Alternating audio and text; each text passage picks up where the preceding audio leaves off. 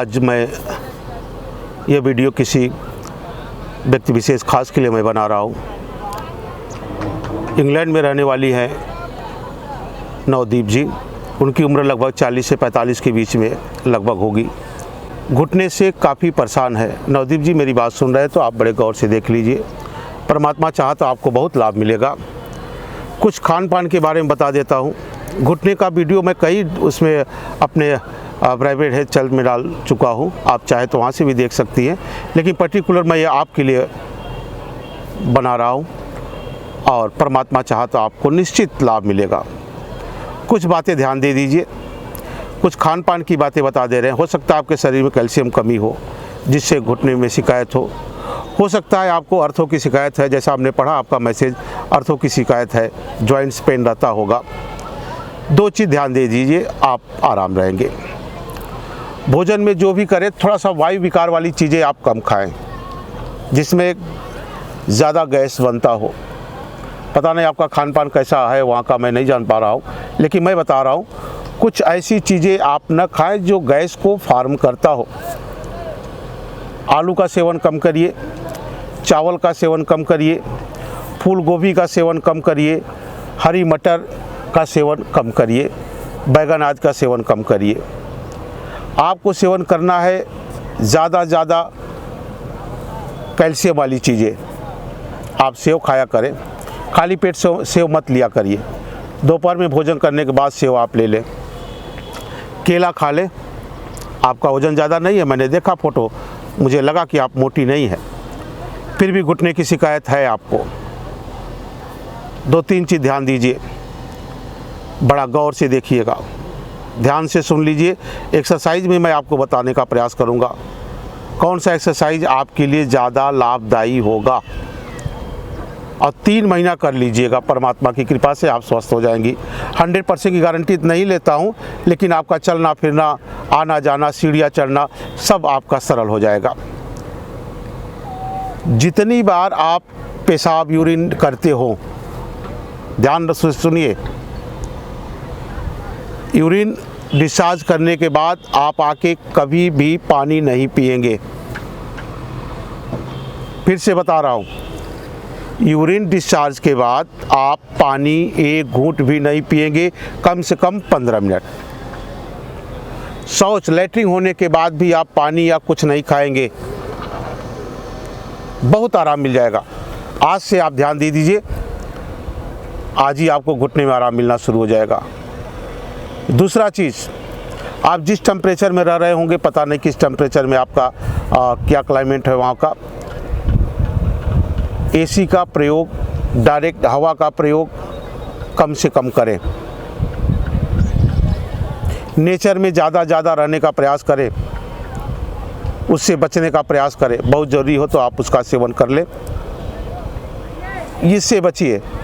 खान पान पर ध्यान दीजिए, गैस फार्म होने वाली चीज़ नहीं खाएंगे, और कुछ भी खाने के बाद आप यूरिन निकालने के बाद कुछ खाएंगे नहीं।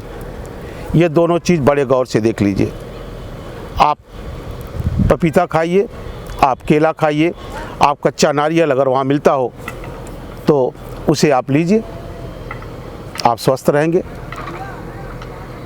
आप पैर को कभी भी कस के मोड़ के पलथी मार के अभी मत बैठिए। बैठा दूंगा मैं आपको, पलथी भी मारेंगे, वज्रासन में भी बैठेंगे, घुटना में मोड़ के बैठेंगे, लेकिन अभी नहीं।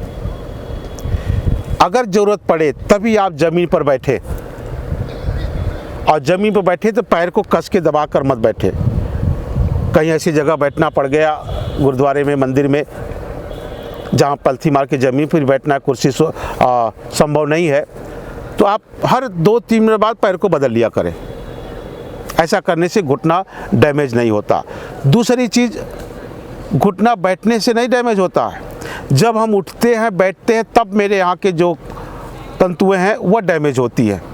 करते क्या है, उठने से पहले सारा भार हम घुटने पे देते हैं और ऐसे करके उठने का प्रयास करते हैं। एक तो पूरे शरीर का 70-80 किलो वजन घुटना ले ही रहा है, दूसरा और भी उस पर प्रेशर देकर हम उठने का प्रयास करते हैं। ये गलतियाँ मत करिएगा। कभी भी घुटने पे हाथ रख कर के सीढ़ी नहीं चढ़ा जाता, सहारा लेके सीढ़ी चढ़ा जाता है। रेलिंग पकड़ के सीढ़ी चढ़ा जाता है, घुटने पे पैर हाथ रख करके नहीं चढ़ा जाता। इस बात का ध्यान रखिएगा, अन्यथा पैर टेढ़ा होने का भय हो जाता है। नहीं होने देंगे टेढ़ा हम, नहीं तकलीफ मिलेगी आपको। छोटी छोटी सावधानी, आप जो दवा करते हो, जो उपाय कर रहे हैं, उसको बंद मत करिएगा। आप सारा उपाय करते रहे, मेरे बात को ध्यान से सुन लीजिए। मैं कोई दवा नहीं दे रहा हूँ, मैं जानता भी नहीं दवा के बारे में, और जानता भी हूँ तो डॉक्टरों का काम है, वो उनका कार्य है। मेरा जो कार्य है मैं वो बताने का प्रयास करता हूँ। आप, फिर से बता रहा हूँ, पेशाब करने के बाद पानी नहीं पिएंगे, ठीक है? भोजन करने के बाद पानी नहीं, वैसे भी हमारा शरीर विज्ञान कहता है भोजन के बाद आधे घंटे बाद ही जल लेना चाहिए। इस बात का ध्यान रखिएगा। अब आइए पैर का एक्सरसाइज। भोजन कोई भी करे, समय से कर लिया करे। जो रूटीन आपका जितने बजे खाने का है वह आप समय से ले लेंगे, आपका भोजन पच जाएगा। कब्ज न बने, गैस न बने, घुटने में आराम मिलेगा, वजन आपका ठीक है। अब आपको पैर के घुटने को स्वस्थ रखने के लिए 2-3 एक्सरसाइज बता दे रहे हैं। एक तो जैसे मैं कुर्सी पर बैठा हूँ, थोड़ी एक ऐसी कुर्सी बना लीजिए जिसकी थोड़ी सी हाइट और ऊपर हो, और उस पैर के घुटने को, एक एक पैर को कुछ ऐसे, देखिए मेरे पैर को, थोड़ा कैमरा लगाइए, पैर के घुटने को कुछ ऐसे ऐसे, थोड़ा हाइट पे होंगे तो पैर को आगे पीछे कुछ यूँ ऐसे ऐसे करिए। 25-50 बार एक एक पैर को, फिर एक एक पैर को ऐसे ऐसे आप हिलाइए थोड़ा सा।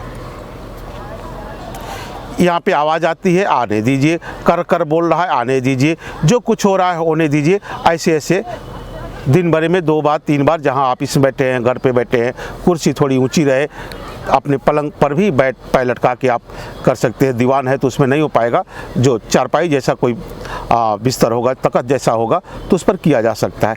ये सरल सा अभ्यास है, दिन भर में 4 बार 5 बार आप कर लीजिए। अब आइए पर्टिकुलर अभ्यास घुटने के लिए मैं बैठ के बताना चाहूँगा, आप उसको देखिएगा। जो घुटने के लिए है उसका अभ्यास कर लीजिए। दिन भर में 2 बार करना है, सुबह और शाम। सुबह भोजन करने से पहले, शाम को भी भोजन करने से पहले। भोजन करने के बाद इन क्रियाओं का अभ्यास मत करिएगा, उस समय आप आराम करिए या टहलिए। आइए मैं आपको पैर के घुटने का अभ्यास ज़मीन पर बैठ के दिखाने का करता हूँ। मेरे साथ साथ मिलकर आप अभ्यास करिए, और इस रिकॉर्डिंग को रिकॉर्ड करके कहीं रख लीजिए, टीवी याद में लगा करके इसको देख करके अभ्यास करिए। आइए मैं ज़मीन पर बैठता हूँ। आइए घुटने का अभ्यास हम करते हैं। घुटने के अभ्यास से पहले 1 छोटी छोटी क्रियाएं करके तब हम घुटने के अभ्यास में लगते हैं। दोनों पैर को पीछे कोई दीवार का सहारा, कुछ ऐसा सहारा लेकर के आराम से बैठ जाएंगे आप। अब पैर को धीरे से आराम से फैला लीजिए। हो सकता है ऐसा फैलाने में आपको तकलीफ होता हो, लेकिन फैलाते समय होता है। अब पैर को, घुटने को खोल लीजिए। मैं भी थोड़ा खोल रहा हूँ, क्षमा करिएगा। यह घुटना है आपका। अभ्यास करने से पहले इसको थोड़ा सा जांघ से लेकर यहाँ पे हल्का हल्का मालिश करिए अपने हाथ से, बगैर तेल लगाए। कोई भी ऑयल का यूज़ हम नहीं कर रहे हैं, करिएगा भी मत। पैर को हल्का हल्का ऐसे मालिश करिए, थोड़ा थोड़ा अपने हाथ से। किसी को मालिश कराने की ज़रूरत नहीं है। इस पर थोड़ा सा ऐसे ऐसे, यहाँ से लेकर ऐसे, यहाँ से जो कुछ हमारा लुब्रिकेंट है, ग्रीस है, या जो कुछ है वो पहुँच रहा है। थोड़ा सा 2 मिनट इसको पूरे मार लीजिए। और दर्द करता है प्राय यह, कटोरी दर्द नहीं करती, बगल के ये दोनों भाग हमारा दर्द करते हैं प्राय, मैंने देखा। इसको भी थोड़ा सा, जहाँ दर्द कर रहा है उसी दर्द को थोड़ा बढ़ा लीजिए। कुछ ऐसे ऐसे इसको दबा लीजिए पूरे आराम से, थोड़ा जोर लगा के, अंगूठे से बल दे करके इसको दबा करके। फिर आइए यहाँ पे इस पॉइंट पे बड़े गौर से इसको ऐसे ऐसे दबाइए। अंगुलियाँ दोनों पंजे से यहाँ पे ऐसे ऐसे दबाइए। हल्का सा दर्द करेगा, आपको ज़्यादा चूक जाएंगे उसके पेन से, लेकिन आराम से करने के बाद इसको ऐसे ऐसे दबा लीजिए। ऐसा करने के बाद अब उसी पैर को मुट्ठी बंद करके यहाँ डाल लीजिए, और इस पैर को ऐसे दबाइए थोड़ा सा। इस पर जोर न पड़े, यहाँ पे जोर पड़े। कुछ यूँ 10-12 बार, जितना हो उतना ही। पूरा सटने न पावे, आप डरिएगा मत, कोई नुकसान नहीं करेगा। इस पर जोर न पड़े हमारा, यहाँ पे जोर पड़े। यही प्रक्रिया आप इस पैर से कर लीजिएगा। थोड़ी सी दर्द होगी दबाने से, पूरा दबाना है बारी बारी, दोनों पैर को एक प्रकार का वहाँ पे वार्म अप कर देना है, रक्त को पहुँचा देना है। अब आइए पैर का अभ्यास करते हैं। ये अभ्यास मैं कई बार बताया हूँ, फिर भी आपके लिए मैं बता रहा हूँ। नबी जी गौर से देखिए, दोनों पैर का टो देखिए हमारा सटा है ना। अब इस टो को मैं सामने खींच रहा हूँ, सामने खींचते ही ये जो दोनों मसल्स हैं ये खींच रहे हैं, फिर अंदर खींच रहा हूँ, फिर सामने खींच रहा हूँ, फिर अंदर। देखिएगा बड़े इत्मीनान से गिन करके 25 बार इन आउट। हो सकता है थक जाए, 10 बार करके सुस्ता लिया, आराम कर लिया, फिर आपने शुरू किया कुछ ऐसे कुछ ऐसे कुछ ऐसे कुछ ऐसे, फिर अल्टरनेट बारी बारी एक एक पैर को कुछ यूँ बड़े इत्मीनान से गिन करके 100 बार। दिन भर में 2 बार से कम नहीं करना है। आपको लाभ लेना है तो करेंगे आप, बता मैं सकता हूँ, आपका दुख नहीं मैं दूर कर सकता हूँ। दुख दूर करना होगा तो आप इसको करिए जी। 100 बार इसको कर लिया गिन करके। अब दोनों पैर को 25 बार क्लॉकवाइज, या ऐसे ऐसे, फिर इसी का एंटी क्लॉकवाइज 25 बार। पूरा थोड़ा थकान लगे, थक जाए, शुरुआत 10-12 से करिएगा जितना होगा। फिर पैर की दोनों उंगलियां ऐसे ऐसे ऐसे पूरे आराम से लॉक करिए खोलिए, लॉक करिए खोलिए। तलवे में भी तकलीफ़ नहीं होगा, एड़ी में भी तकलीफ़ नहीं होगा, पैरों में सूजन भी नहीं आएगा, आपके एड़ियों में भी चुभन नहीं आएगा, बड़े आराम से। इसको करने के बाद फिर घुटने को फिर गौर से देखिए। जो दोनों थाई मसल हमारा जो है, इसको अब एक एक पैर से आप करना चाहें चाहे बारी बारी, जैसे आपको सब हो। दोनों होता है दोनों करें।